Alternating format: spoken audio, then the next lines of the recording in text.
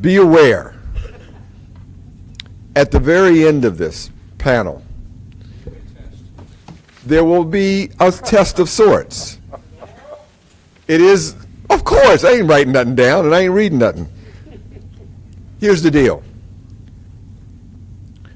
The Arnold Foundation was really wonderful and serious about trying to make sure that that some group of very smart people, i.e. you, explored this topic thoroughly and to see, is there any juice in this orange? We need to give these people who spent their money on this activity the best possible use of their dollars. The best possible dollars of use does not mean, as you scientists know, that the hypothesis turned out to be actually provable. It could be that the hypothesis was incorrect, but you gave it your best. So whatever way this turns out, we really need you to be fully engaged to the finish line, which is only a couple minutes away. Be fully engaged to give us in your questions and your responses the best that we can have for the proceedings of this, so that Arnold and others looking at it will not have to retrod this turf again. Does that make sense? So we really do need you to, we're going to engage you at the end by asking you to opine your sort of summary nugget.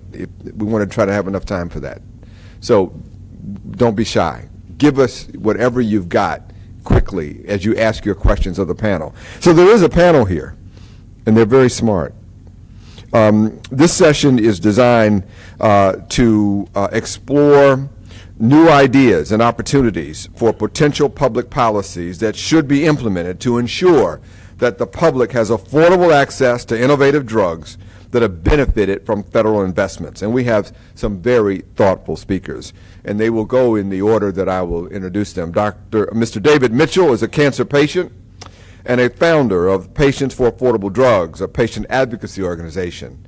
And when he concludes his 15 minutes, Dr. Tanisha Carino, the executive director of Faster Cures, a center of the Milken Institute, devoted to saving lives and improving the medical research system.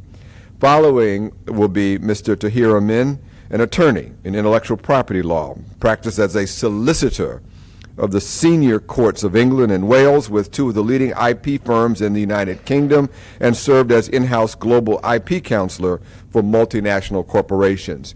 We were to have my friend Mark McClellan with our panel, but unfortunately international travel has reared its ugly head, and there's just no way that we could find a way to make the telephone connections work. So we regret Mark's not being able to, but he's given us thoughtful comments, which we will find a way to include in the proceedings some way or another.